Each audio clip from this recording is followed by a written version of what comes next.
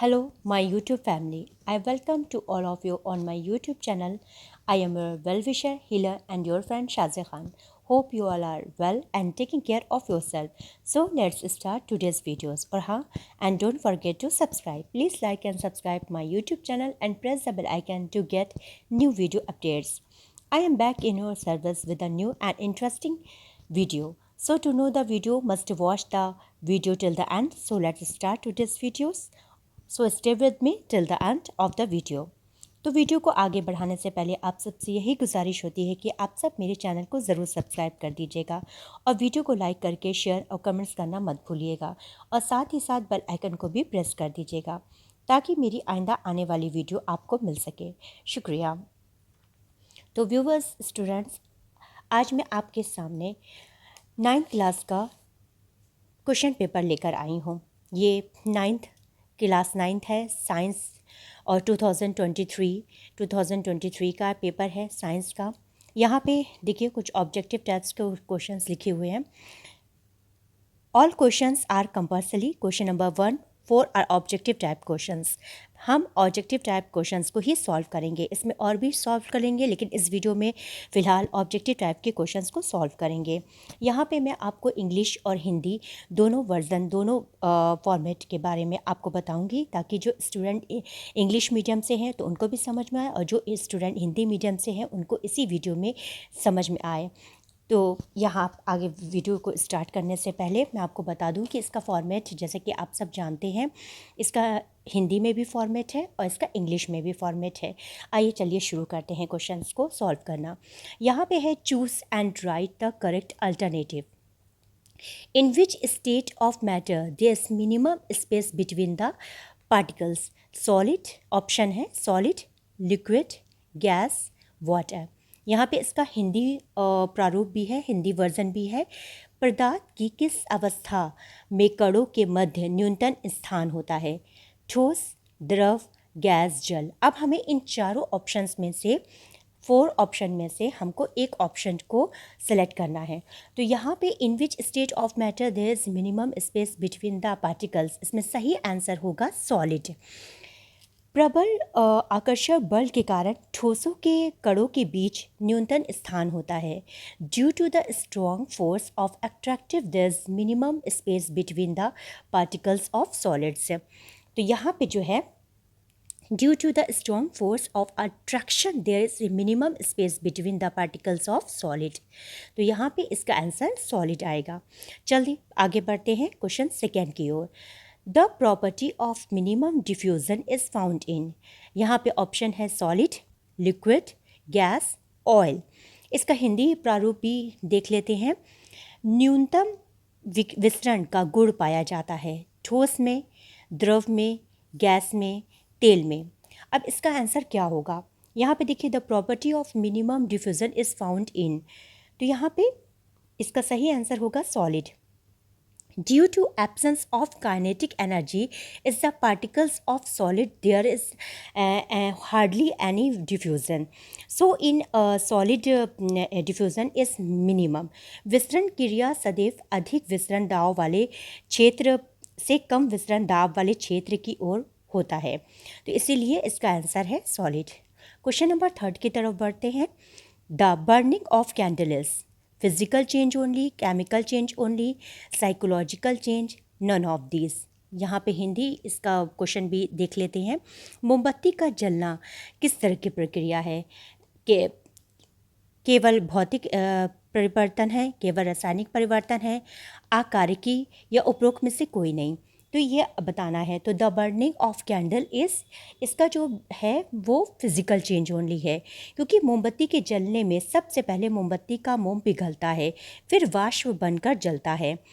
इस प्रक्रम में मोम का पिघलना एक भौतिक परिवर्तन है, क्योंकि मोम को दोबारा ठोस अवस्था में लाया जा सकता है तथा इसमें कई नए पदार्थ भी बनाए जा सकते हैं। तो the change which can be observed and specified like changes in hardness, rigidity, fluidity, coloured, density, boiling point, melting point, etcetera are the physical change. Okay, चलिए नेक्स्ट क्वेश्चन की तरफ आगे प्रोसीड करते हैं। क्वेश्चन नंबर 4 है, the nucleus of an atom is positive change, negative change, uncharged, I'm sorry, the nucleus of an atom is positive charge, negative charge, uncharged, none of this. इसका Hindi version भी देख लेते हैं। यहाँ पे है कि किसी परमाणु का केंद्रक होता है, किसी परमाणु का केंद्रक होता है धनावेशित, ऋणावेशित, अनावेशित या उपरोक्त में से कोई नहीं। तो हमारा क्वेश्चन है, the nucleus of an atom is positive charge, negative charge, uncharge, none of this. तो पॉजिटिव चार्ज होता है। क्यों पॉजिटिव चार्ज क्यों होता है? Atomic nuclear consist of electricity, positivity protons and electrically neutrons. These are held together by the strongest known fundamental force called the strong force. The nucleus makes up much less than 0.1% of the volume of the atom, but typically contains more than 99.9% of the mass of the atom.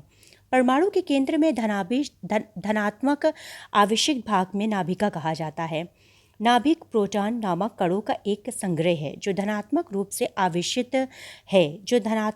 आवेशित होता है और neutron जो विद्युत रूप से उदासीन होता है। इलेक्ट्रॉन, प्रोटॉन और न्यूट्रॉन एक परमाणु के संगठन कण हैं, सभी तीनों फॉर्मियन में होते हैं। उसके बाद हमारा नेक्स्ट क्वेश्चन है कि डिस्कवर ऑफ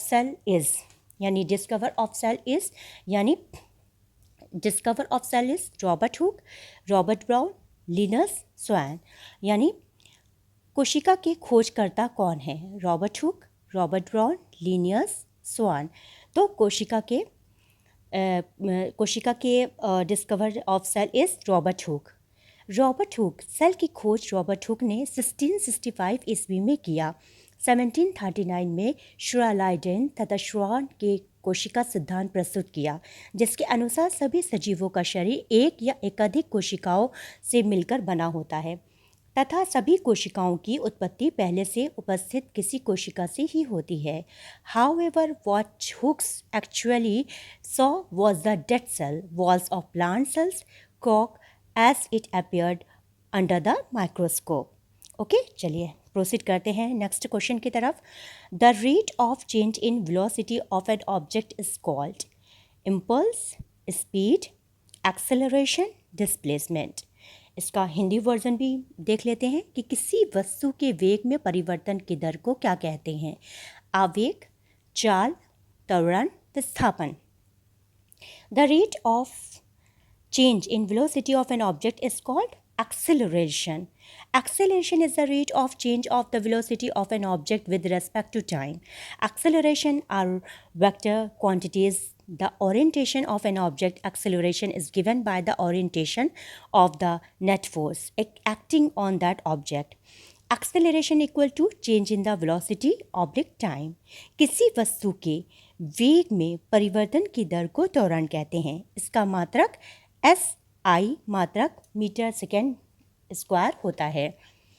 नेक्स्ट क्वेश्चन है हमारा द रेट ऑफ ये हो गया। नेक्स्ट क्वेश्चन है the SI unit of work is joule, what, अर्ग, न्यूटन। एंड हिंदी में भी क्वेश्चन देख लेते हैं। कार का SI मात्रक है जूल, वॉट, अर्ग, न्यूटन। तो the SI unit of work is joule इसका सही आंसर है। जूल सही ऑप्शन है। कार की SI इकाई जूल यानी जे को शो करती है। न्यूटन एन बल की SI इकाई है। The SI unit of work is the joule. It is defined as the work done by a force of 1 newton through a distance of 1 metre. Okay, next question की तरफ बढ़ते हैं। An object of mass m is moving with velocity v, its kinetic energy will be. इसका option क्या होगा सही? 1/2 mv, 1/2 mv square, 1/2 mv square, 1/2 m square v। यहाँ पे ब्रैकेट में है mv स्क्वायर और यहाँ पे mv स्क्वायर विदाउट ब्रैकेट है। तो अब हमको इसका आंसर सही बताना है। इस चारों ऑप्शन में कौन सा सही होगा। हिंदी वर्जन भी इसका देख लेते हैं। m द्रव्यमान की वस्तु v वेग से गतिशील है, इसकी गतिज ऊर्जा होगी। तो चारों ऑप्शन में से कौन सा ऑप्शन सही है। v वेग से गतिशील किसी m द्रव्यमान की वस्तु को गतिज ऊर्जा E ब्रैकेट में k equal to 1/2 mv, E k equal to 1/2 mv। ऊर्जा के विभिन्न रूप यांत्रिक ऊर्जा, गतिज ऊर्जा तथा स्थितिज ऊर्जा। An object with mass m moving with velocity v has kinetic energy of 1/2 mv square. In order to bring into rest, its velocity has to be reduced to 0, and in order to accomplish that, the kinetic energy has to be drained off and sent somewhere else. An external force has to absorb energy from the object, do negative work on it equal to its kinetic energy, or -1/2 mv square. इसको show करने के लिए मैं आपको यहाँ पे समझा देती हूँ इस तरह से। E ब्रैकेट में k equal to 1/2 mv square, ठीक है। और जिस तरह से मैंने कहा कि वरानिटी equal to its kinetic energy, तो इसका जो है यहाँ पे -1/2 mv स्क्वायर ये हो सकता है। तो यहाँ पे जो है in order to bring it to rest, its velocity has to be reduced to 0, and in order to accomplish that, the kinetic energy has to be drained off and set somewhere else. An external force has to be absorbed energy from the object, do negative work on it equal to its kinetic energy, or -1/2 mv square. ये objective questions हमारे थे 1, 2, 3, 4, 5, 6 and 7, 8 हमारे questions यहाँ हमने solve किए हैं ये 9th class के। इसके जो और भी पार्ट्स हैं वो भी fill in the blanks question answer, उसको भी नेक्स्ट वीडियो में ज़रूर शेयर करेंगे आप लोगों के साथ। I hope you all like this video of mine very much. So please like and subscribe my YouTube channel and press the bell icon to get new video updates. And I hope that you all of getting progress and prosperity in your works and life. May Allah keep you all successful like this. तो नाज़रीन, यही थी मेरी आज की video. उम्मीद करती हूँ कि आपको बहुत पसंद आई होगी, और अगर पसंद आई है तो प्लीज़ मेरे चैनल को ज़रूर सब्सक्राइब कर दीजिएगा, और कमेंट से अपनी कीमती राय का इजहार देना मत भूलिएगा, इससे हमारी बहुत हौसला अफजाई होती है। So now give me permission to say good bye. I will be back again with a new video, with a new spirit, with a new day, with a new happiness. Take care of your self, remember be in your prayers, have a nice day, good bye, और हाँ, and don't forget to subscribe. Thank you very much.